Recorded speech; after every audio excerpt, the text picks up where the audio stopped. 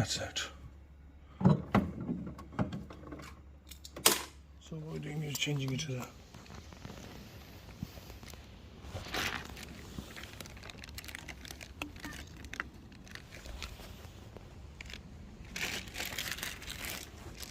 take your time.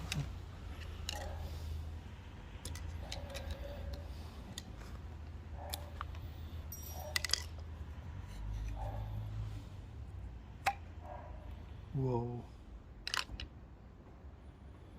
That one. Here's that one, yeah.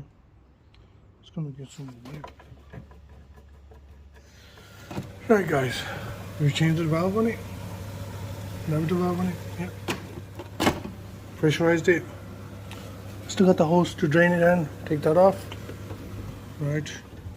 We're gonna try the hot water right now and see if everything's working fine. So this is your radiator pipe, the flow. It's fired up. And they're cool as cold. So it's not passing any water through the radiators when you got the tap open. And that's fine. Yeah.